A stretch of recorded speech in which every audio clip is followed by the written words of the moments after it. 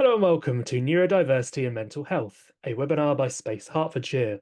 My name is Chris Russell. I am the Training and Family Support Manager for the charity, and I will be delivering this online session.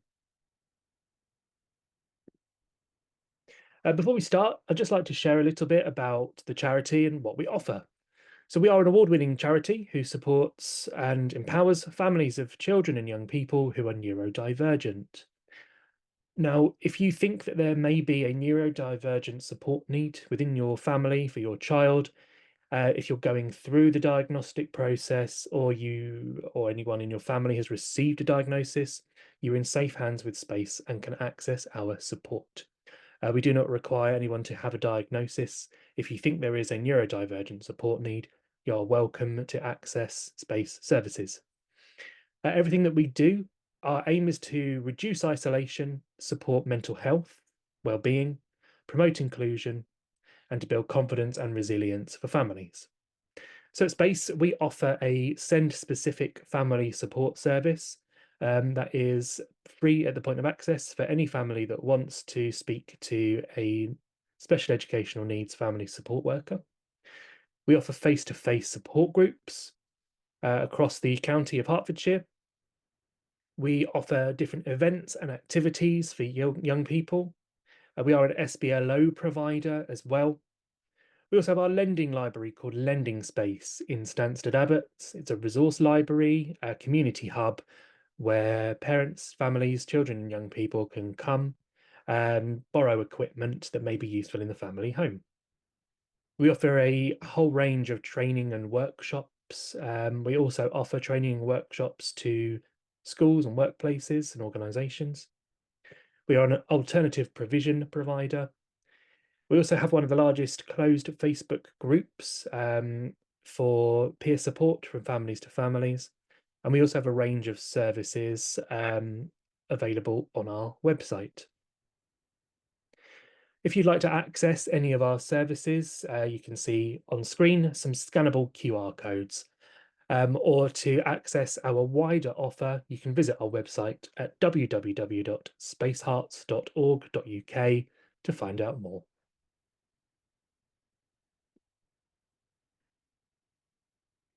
Now, this webinar is on anxiety, low mood, and neurodiversity. So according to the National Autistic Society, a survey found that 47% of autistic people fall into the severe anxiety category. This could be due to finding social situations stressful or sensory stimulation in certain environments can increase anxiety. It can be due to a sense of feeling misunderstood in the wider community or feeling unaccepted. This can lead to masking, hiding your neurodiversity, which can worsen anxiety and your mental health. Other causes can be unexpected and sudden changes to routine, or difficulty identifying, understanding, or managing emotions. 59% of autistic people reported that anxiety significantly impacted their daily life, according to the National Autistic Society. And these high anxiety levels can cause exhaustion, meltdowns, autistic fatigue and burnout, and affects quality of life.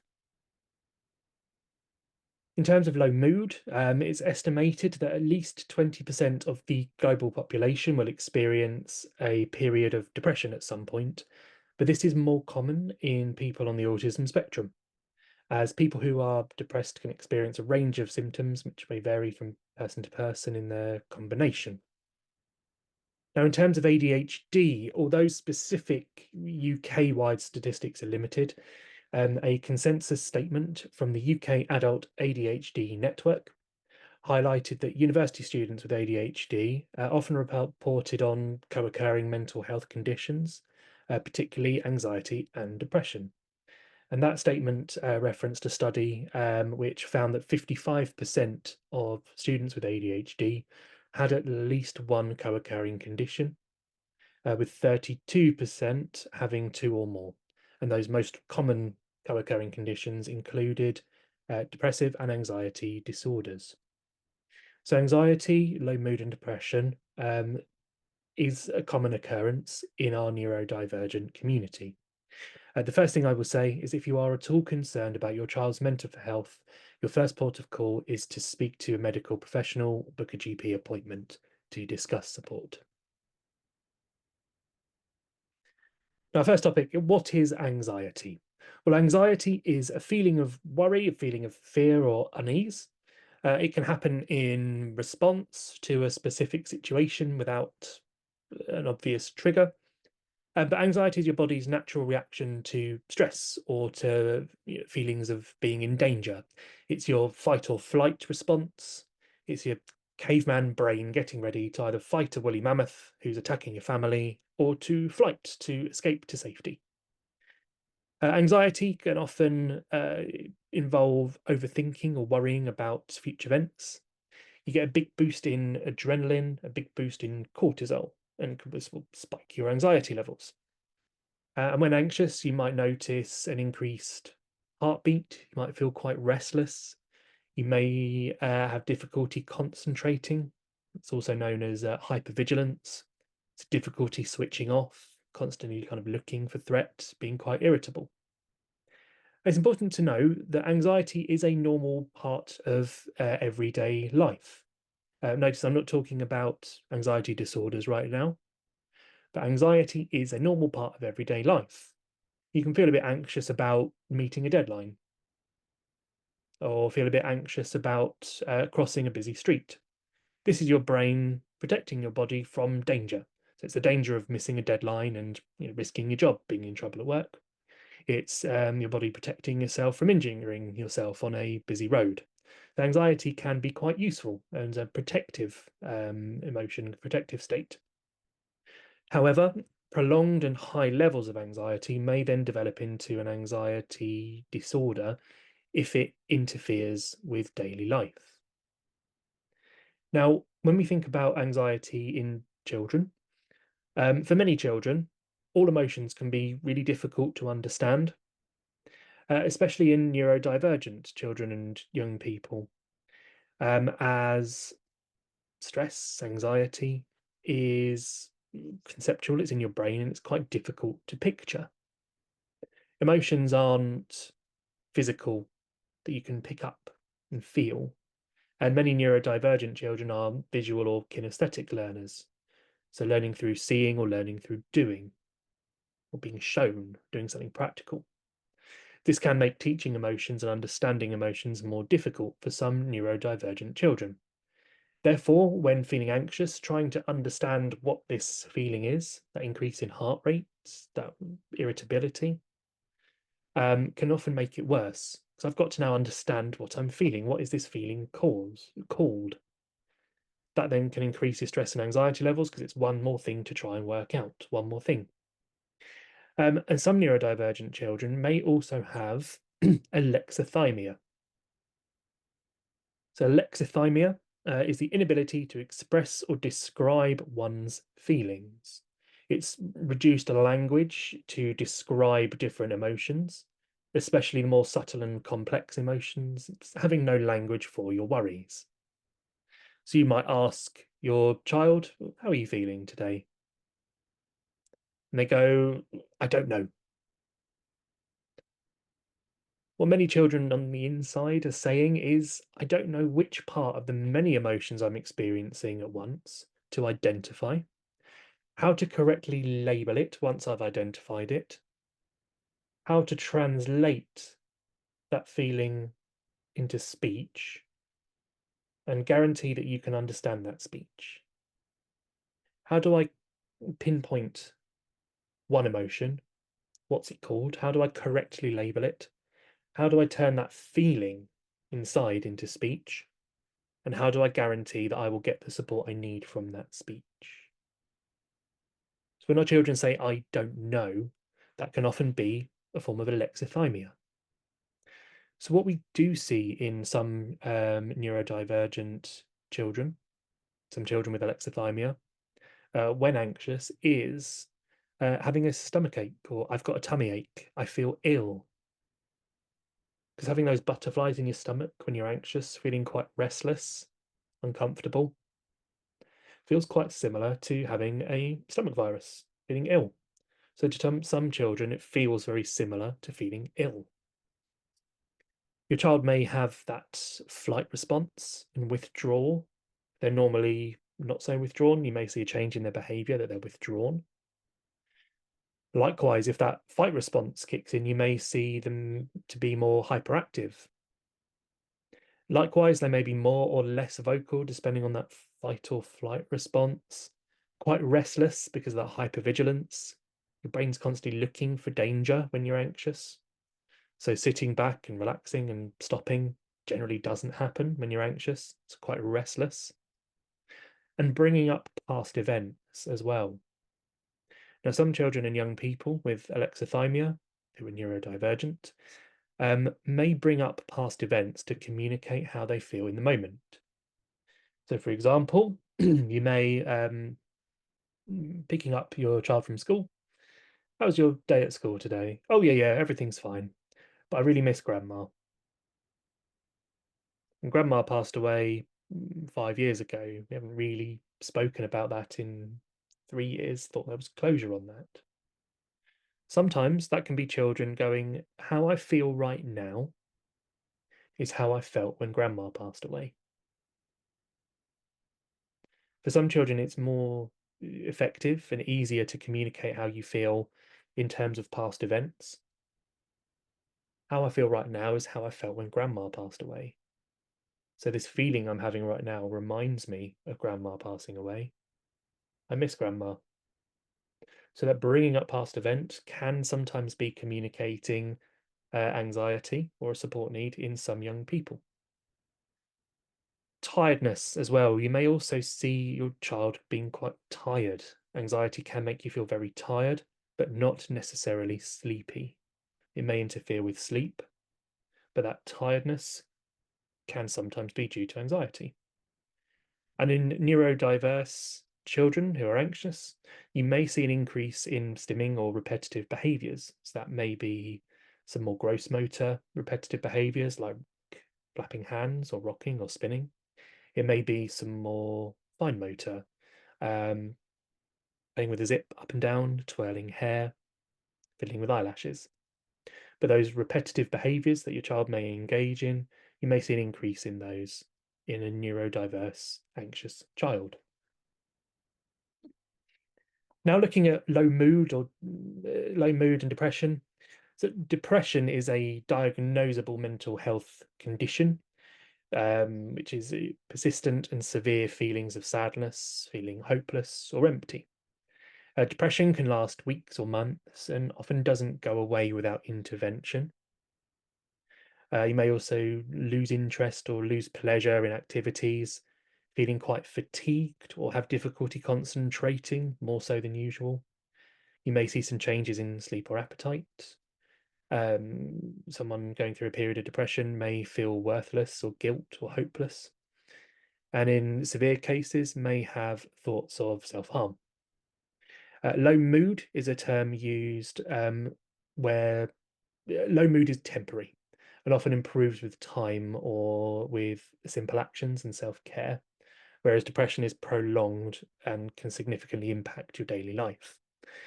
Again, if you are at all concerned about your child's mental health, we would always recommend speaking to a healthcare professional, booking a GP appointment. Now, in neurodivergent young people, you may see during periods of low mood, you may see a change in intense interests. Now, many neurodivergent children have intense interests, sometimes referred to as a special interest or a hyperfixation. A topic that your children are particularly interested in. Some children, neurodiverse children going through low mood, may have a change in their intense interest into a theme of death or despair, something quite macabre or morbid. So maybe watching films, reading books with themes of death and despair. Horror films, something quite dark material. Sometimes it may be a sudden intense interest in graveyards or funerals. This can be because many neurodivergent young people are very good solo researchers. If you allow your child to research something on their own, they will learn in their own way. So this may be your child attempting to understand their own low mood through researching others, by seeing how others in these dark and morbid scenarios, these themes of death and despair, how did they cope with those feelings, and what can I take from that? This can often be a form of research. You may also see anger as a physical representation of that low mood. You might see an increase in anger. Sometimes it can be thought that someone going through low mood is quite teary or sad, but you may also be quite angry, sometimes to try and discharge those negative feelings. If I'm angry enough, I can get those feelings out. And during a period of low mood, it may be more difficult to self-reflect or conceptualize emotions, which makes it more difficult to communicate those more complex thoughts and feelings, especially if your child has alexithymia. This frustration, making it more difficult to reflect, conceptualize, and communicate, can then lead to aggressive behavior. So if your child is angry or aggressive, this could also be frustration from low mood. Many neurodivergent people report that other people's emotions aren't as contagious as neurotypical people may find. And many neurodivergent people are logical thinkers and will use logical thought processes to resolve low mood or anxiety, or may use intense interests to block out those feelings. That's something to be aware of. Now, some neurodivergent children and young people will mask. They may mask their neurodivergence. Masking is when someone tries to hide their neurodivergence by copying the behaviors of people who don't have autism or ADHD or neurodiverse characteristics. This is sometimes called impression management or camouflaging, but there's different types of masking. Scripting is a type of masking. Some neurodivergent people will develop scripts for social situations. They may rehearse a conversation and get quite frustrated when a conversation doesn't go as planned because there was a script for what that social interaction was going to be. Fitting in and people pleasing is a form of masking. Someone who will say, yes, I'll do that for you. Yes, I'll do that. Because if I people please, then there is a place for me in society. I don't then need to work out who I am or wonder whether someone will accept neurodivergence. If I people please and just say yes, that's my identity in a group. Mirroring is a form of masking. This is where you may kind of watch and then mimic others to try and fit in. When you mirror someone verbally, this is called echolalia. And when you mirror someone's movements, it's called echopraxia. Feeling in control, trying to control environment or control a group of people is also a form of masking, because the world becomes more predictable if you are in control. So the more control you have, the more predictable everything is. The more predictable everything is, the less anxious you are. So you may see someone who is masking with a very high level of need for control. And you may also see that your child has different roles and personas. They may play a role when they go to school, when they go and visit friends, when they see the wider family. They're a slightly different version of themselves and will play a role where they are to fit in. Now, the reason we bring up masking is that burnouts are more likely in maskers. This is particularly teenagers, but not exclusively teenagers. And burnout masking happens when you don't wish to, or you don't have the language to communicate your support needs.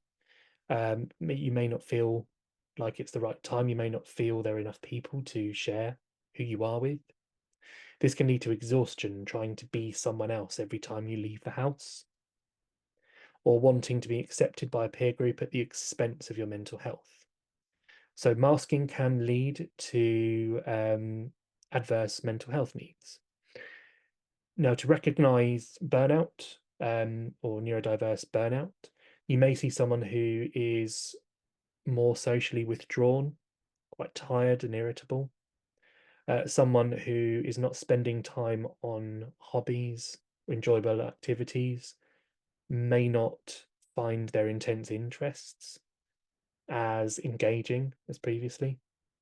You may notice some avoidance behaviors as well, avoiding being around others, avoiding communicating, more refusal perhaps, is a form of burnout, something to look out for.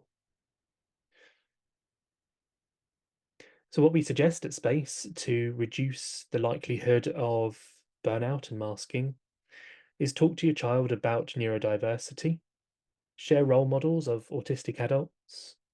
This doesn't have to be famous celebrities who are neurodiverse. For some children, that may help, but often the most relevant role model is the autistic postman or the shopkeeper with Tourette's. It's people in your local community who you can relate to a lot more than people in film and cinema.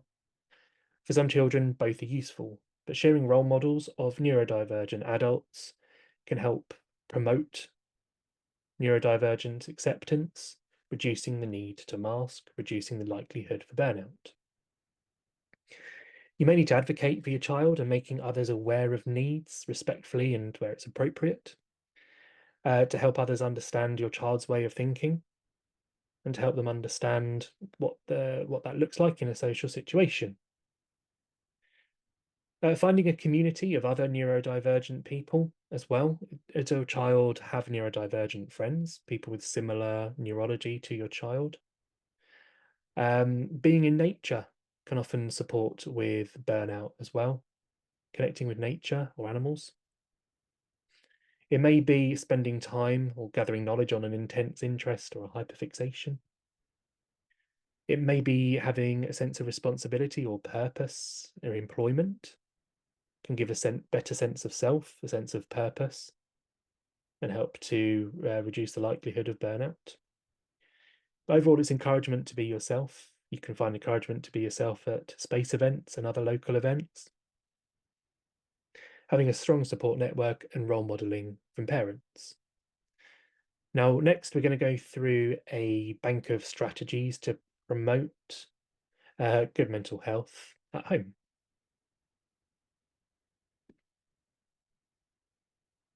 The first topic I want to talk about is praise and positive reinforcement. So offering praise can raise self-esteem, but there are lots of different types of praise dependent on the need of your child. So one form of praise is direct praise. This is praise aimed directly at a child. It's well done.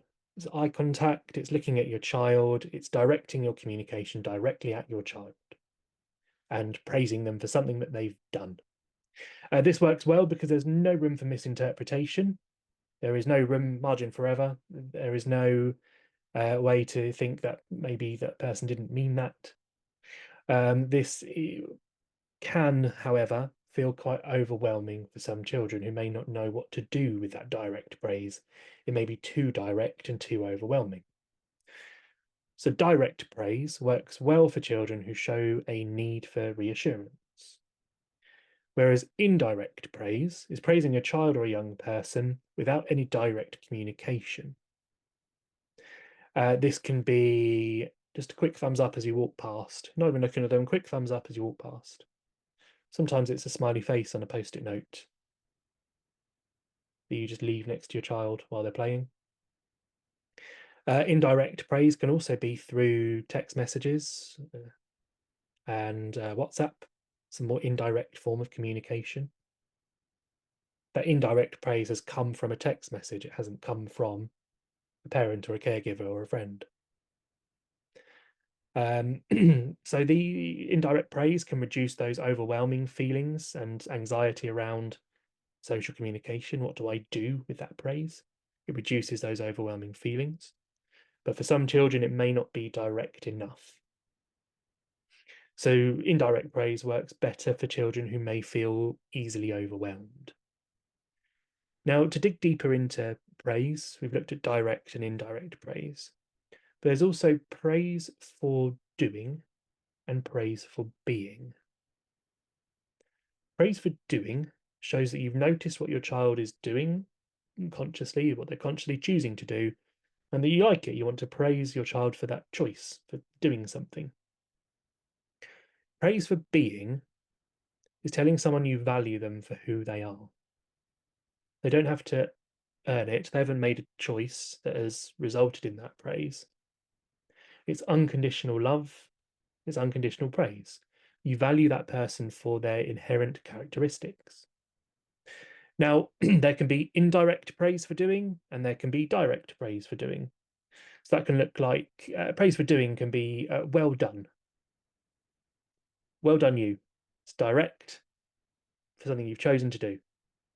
It might be indirect praise for doing, a little pat on the back, and you move on. Quick thumbs up and a high five, and you move on. We don't make a big deal out of it. It's that indirect praise for doing. You might not even compliment your child. You might compliment the bedroom. Oh, it's really tidy in there. I'm liking the look of that. I haven't mentioned the child at all. I've praised the bedroom, but not the person. Indirect praise for doing.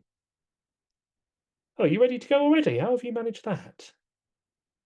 It's indirect praise for doing. I'm not praising you for getting ready on time. Well done, you got ready on time today would be direct praise for doing.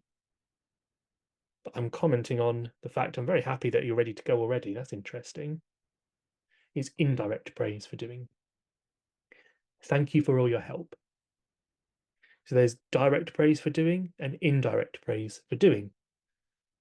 This can help boost self-esteem, give children a sense of purpose, feel better about themselves. But there's also praise for being. You're so fun to be with. That's direct praise for being. I'm telling you, I really like your company because of who you are. I'm really happy to see you. Direct praise for doing. You're so nice to talk to. I love how much energy you have. A lot of direct praise for doing, but it can also just be a hug. It might be you comment on something they do just because of who they are. I really like the way that you always make time for your friends. That cup of tea you made is really nice, thank you. Someone who just looks after other people because that's who they are, or someone who has different insight. You can pick up on a characteristic and directly praise it, or indirectly praise it to boost that self-esteem. Now at Space, alongside many Hertfordshire schools, we use anxiety mapping as a tool to first analyse children and young people's anxiety levels to know exactly when might be the best time to implement support for that child. And so anxiety using this tool can be measured on a scale of -5 to +5. So a score of -5 to -2 reflects that a child might be over-reliant on a person or a place or an object. And removing that support would have an adverse effect on their anxiety or their well-being. A score of -2 to +2 indicates a healthy level of anxiety that a child or young person can manage themselves. And a score of +2 to +5 reflects a situation where unsupported, that person could not manage their anxiety levels.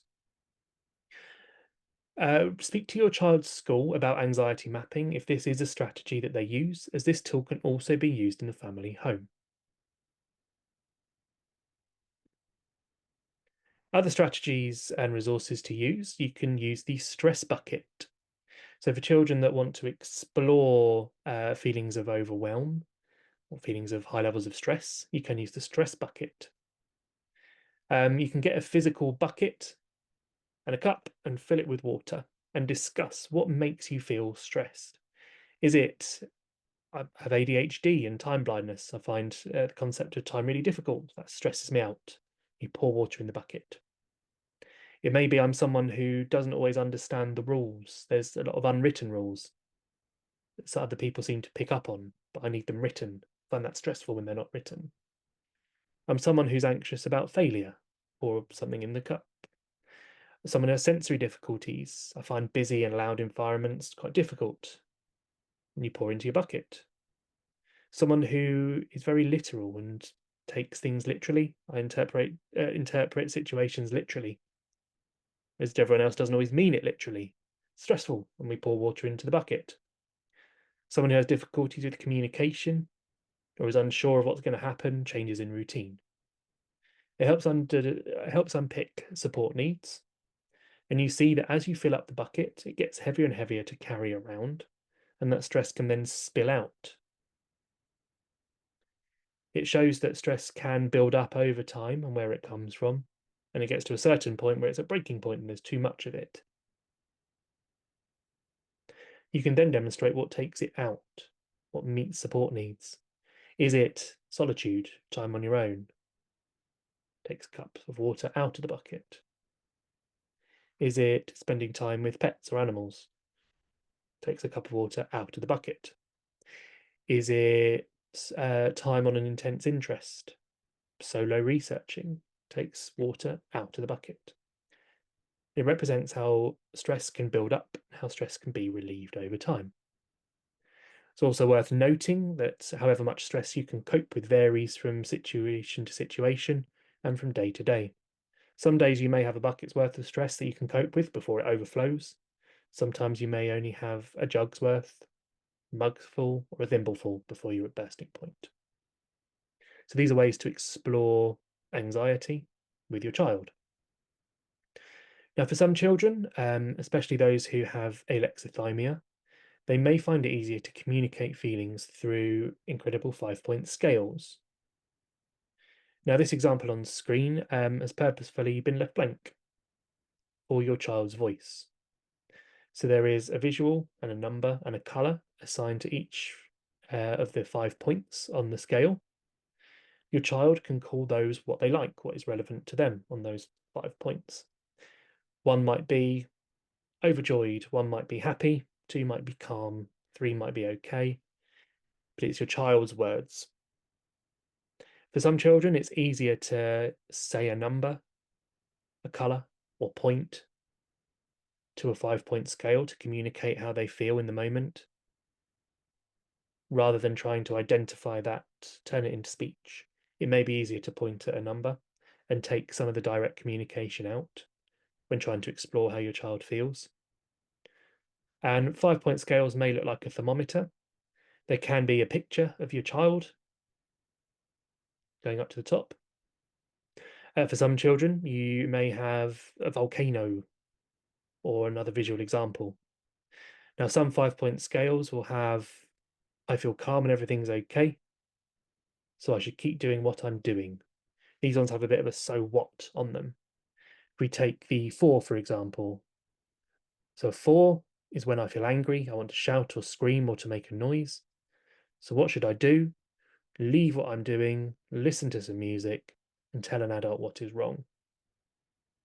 So for some children, these can be used as tools to help manage anxiety or low mood or some of those difficult or dangerous behaviours that may result from poor mental health. They may help to regulate your child.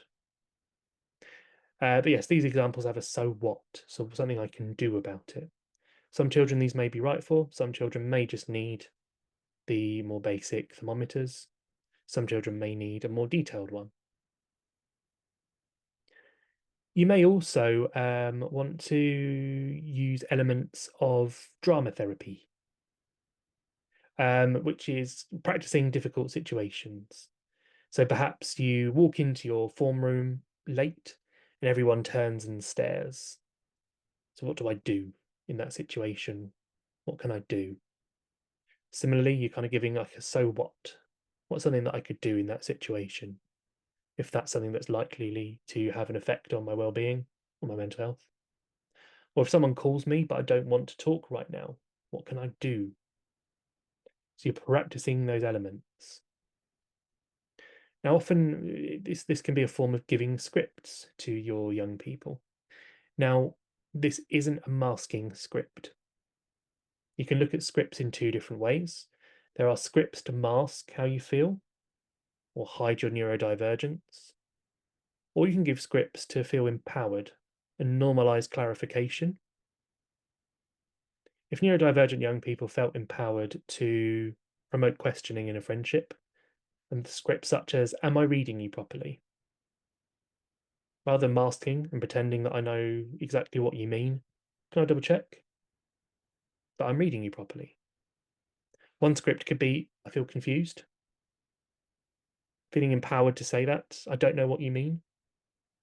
So when rehearsing potential conversations in difficult situations, sometimes having scripts to say, am I reading you properly? I don't know what that means, can be very empowering, rather than feeling like you have to hide your neurodivergence. These scripts can promote questioning and promote clarification and reduce some of that social anxiety that can lead to anxiety disorders and low mood. And when communicating a child's needs, for some children, someone who language can be really beneficial. It may be for some children who don't fully understand a diagnosis, if they're younger. It may be for some who don't fully accept a diagnosis or don't want others to know about their diagnosis, want to keep that to themselves. Parents can use this to advocate with friends or the wider support network. And we're taking all neurodiverse language away when we use someone who language. For example, Sarah is someone who really appreciates being invited into a game.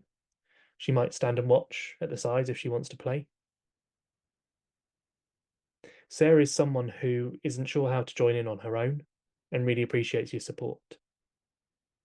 Sarah is someone who spots the finer details. She's someone who's really confident taking risks. Sarah is someone who really likes it when you tell her that you've had a great time playing and you'd like to do it again. She's someone who finds it helpful when you tell her that the game is finished. She's someone who has a strong sense of social justice. So you can advocate for your child's needs to help promote that acceptance and understanding of your child, but taking it back to a real person-centered point of view. Some children may not want to disclose that they're autistic, and that's fine. They may not want to disclose their ADHD, and sometimes it isn't always relevant. So we take it back to a person-centered approach by describing a child as someone who to really communicate support needs. So to conclude everything that we've been exploring in this short webinar, we've explored an understanding of autism and ADHD and how that may present in terms of low mood and anxiety. We've had a look at different strategies to support that as well. Your feedback is extremely valuable. Could I please ask you, before you go, to scan the QR code on screen or visit the link that you can see to complete a short survey. Thank you so much for watching. We look forward to seeing you soon. Goodbye.